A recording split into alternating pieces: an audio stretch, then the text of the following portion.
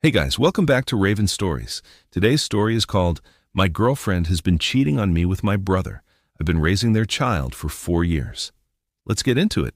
He starts off by saying, I just found out my girlfriend is cheating on me with my brother. I'm using a throwaway since my friends know my Reddit, but I don't really know who else to turn to.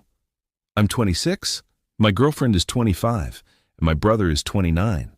I've been with her for about 6 years, and we have a 4-year-old son together. I'm now questioning paternity. Excuse me as I'm on mobile, crying and drinking a Fireball in my bathroom. It all came out at our son's 4th birthday party a few days ago. It was at my mom's house and everything seemed normal. I was playing with my son and wanted to take a few photos, so I went inside to grab my phone. That's when I heard my girlfriend giggling down the hall behind a closed door. I realized I hadn't seen her in maybe 20 or 30 minutes, so I was wondering if she was with someone or just on the phone.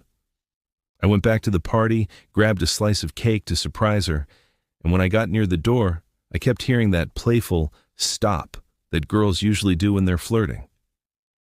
I was really confused, but I still opened the door, and I see she's cuddled up on top of my brother.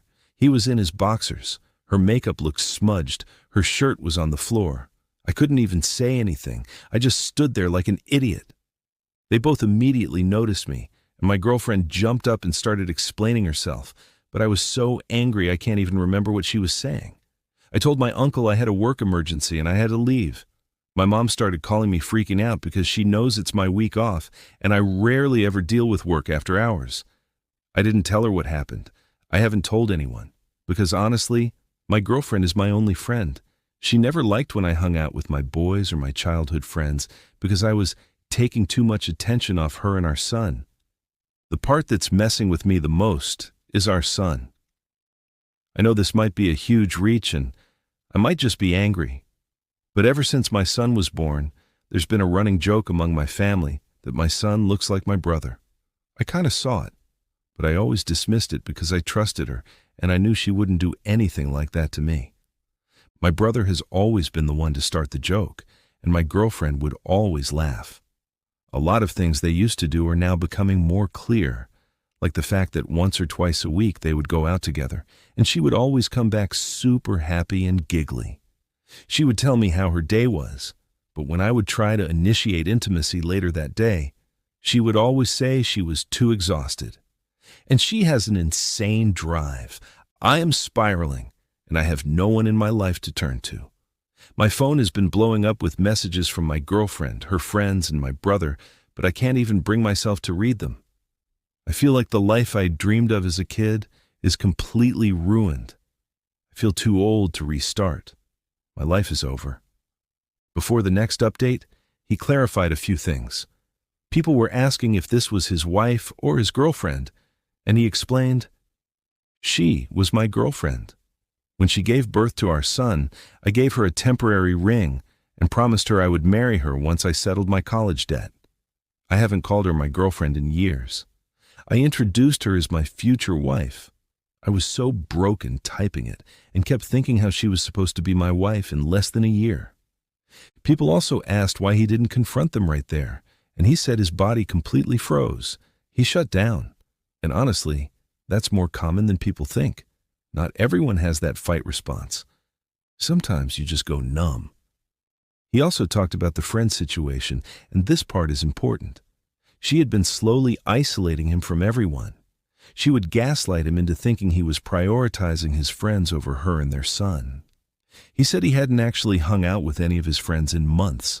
All he did was talk to online friends occasionally. His real friends had all drifted away because he kept using the excuse, the wife doesn't want me going out. So that night, he finally replied to his girlfriend. He told her they could talk in the morning. She immediately started spam calling him, but he ignored all of it and kept it short. As for his brother, all he said was, if you died, nothing in my life would change.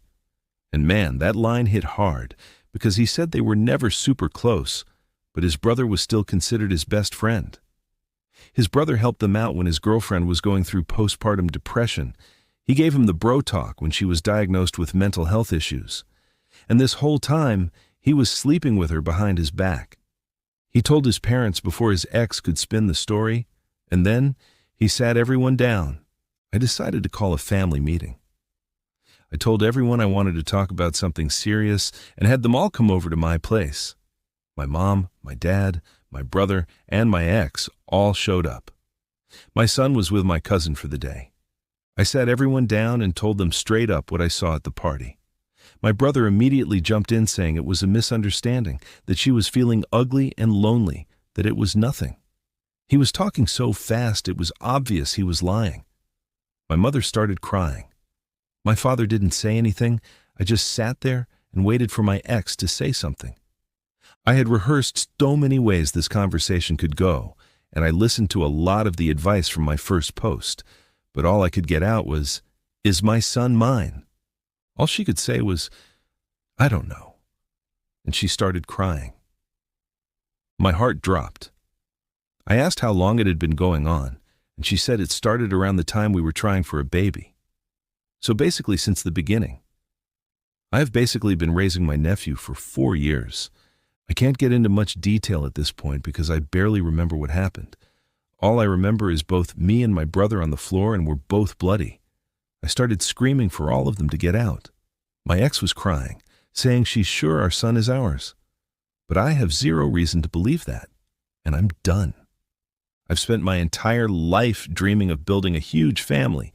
We were supposed to be trying for another baby in a few months, and my entire life is just falling apart in such a short amount of time. So he went and got the DNA test, and the results came back. The DNA test came back, and my son isn't mine. I felt like my whole chest collapsed when I read it. I sat in my car holding that paper until the sun went down, and I couldn't even drive home.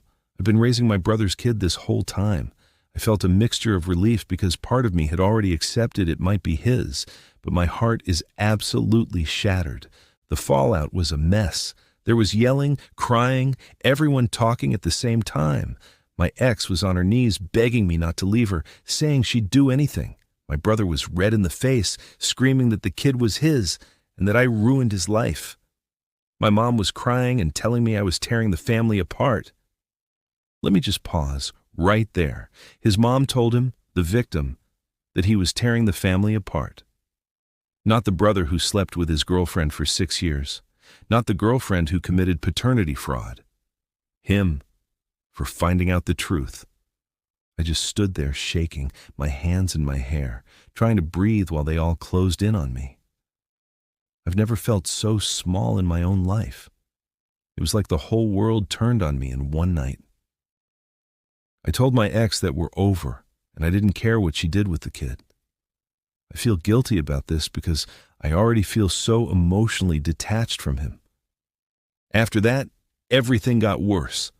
His brother showed up drunk at his friend's house a few days later, pounding on the door and screaming that he stole his family. He was yelling that the kid was his, and he deserved to be with his real dad. They almost got into a fight right there in the yard until the cops came and dragged the brother off. And that's what makes this even crazier. This dude screamed about wanting his family and then immediately disappeared and refused to step up. He wanted the title without the responsibility. His ex wouldn't stop either. She kept showing up, crying, begging him to forgive her. One night she called him at 2 a.m. saying she was going to end her life if he didn't come over. He didn't go. He said he couldn't anymore, and he didn't even know if it was real or just another way to guilt trip him. Then her friends started messaging him, calling him a piece of garbage for abandoning a child and leaving his ex to suffer alone. Like somehow he's the villain in all of this. But the part that hurt him the most was his mom.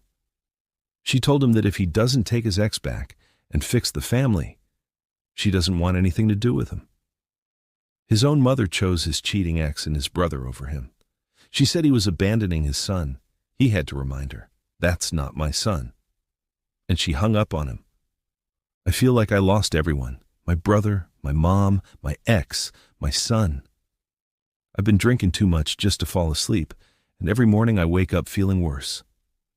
I don't even recognize my life anymore.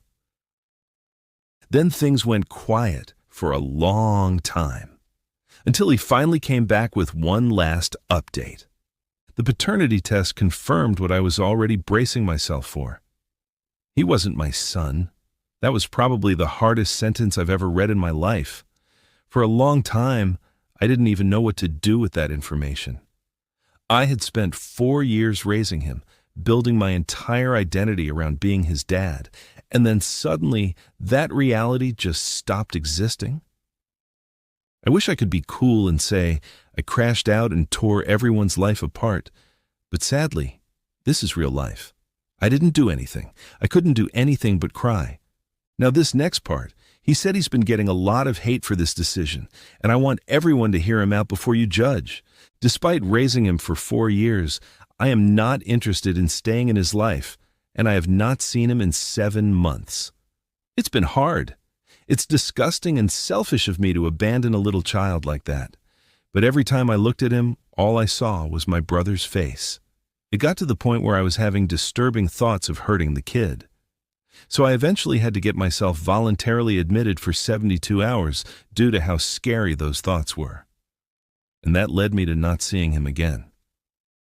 And guys, I want to say something about this, that right there is one of the most responsible and honest things a person can do. He recognized he was becoming a danger, and instead of ignoring it or pretending everything was fine, he checked himself in. He removed himself from the situation to protect that child.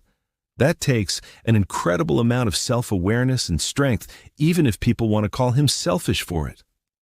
As for his brother, he disappeared, won't claim the kid, won't help, nothing. Last he heard, his brother basically denies responsibility whenever it comes up. The same brother who showed up drunk screaming about his stolen family suddenly wants nothing to do with his own son. His parents kept trying to push forgiveness. They kept inviting him to family dinners with the brother, telling him blood is blood, and saying he should move on for the sake of peace. He eventually realized they cared more about pretending things were normal than about what actually happened to him. So he cut them off completely. He said his parents are hardcore Christians and are more concerned with keeping up appearances for their church than holding anyone accountable. As for his ex, she's couch surfing now, bouncing between friends and relatives. He doesn't keep tabs on her, but from what he hears through mutual people, she's constantly jumping from relationship to relationship, in and out of hospitals, and still fighting for his brother to come back. And this part really got to me. What kind of hurts about that is, after the paternity test, everyone seemed more focused on getting my brother to step up instead of seeing if I was okay. My ex only bombarded me with hateful messages before I blocked her. No apologies, no sympathy, just nothing. When she came to pack her stuff, he sat on the couch watching Catch a Cheater on full volume. Didn't look at her, didn't talk to her once, and honestly, I respect that energy.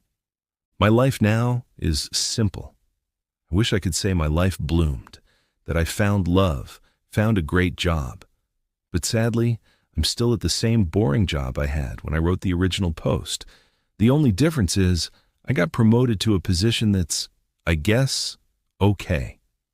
Nothing glamorous, but it pays a bit more and keeps me busy. Routine ended up being one of the only things that helped me stabilize. Mentally, I'm still repairing myself.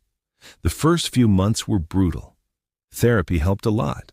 So did time, even though everyone hates hearing that. I still think about the kids sometimes, and that part will probably always hurt. But the constant spiral I was in back then isn't my daily reality anymore. This will likely be the last ever update, but thank you, Reddit, for being there for me. Now let's look at some of the top comments. One person said, "I feel for you, but I really feel bad for that kid. He's an innocent party in all this. A crappy mom who's couch surfing with a child, a biological dad who never stepped up, a dad he knew his whole life who had to leave for his own mental health. Hopefully the grandparents have given him a stable life. I'm glad you're in therapy, and I hope it helps you move on." "Congrats on the promotion," another commenter replied. "That little boy has found himself on a very predictable path. All that trauma before age 5 is not great. And honestly, That one hit different. Because the saddest part about this entire story isn't the cheating. It isn't the brother. It isn't even the parents choosing sides. It's that innocent little boy who didn't ask for any of this and got dealt the worst hand out of everyone. Someone else said, "Your life isn't done and over with. You're still very young. You slammed into rock bottom hard, but life isn't over. You will rebound, and your future self and future family will be thankful you didn't give up." Many have come back from worse much later in life. You can recover and have a future too. And I really hope that's true for this guy. Because if anyone deserves a second chance at happiness, it's him. All right, guys, that's the story for today. If this one hit you, drop a comment and let me know what you think. Should the brother be forced to step up? Should the parents have had his back? Would you have been able to walk away from that child? Let me know. Make sure you subscribe if you haven't already, and I'll catch you in the next one. Peace.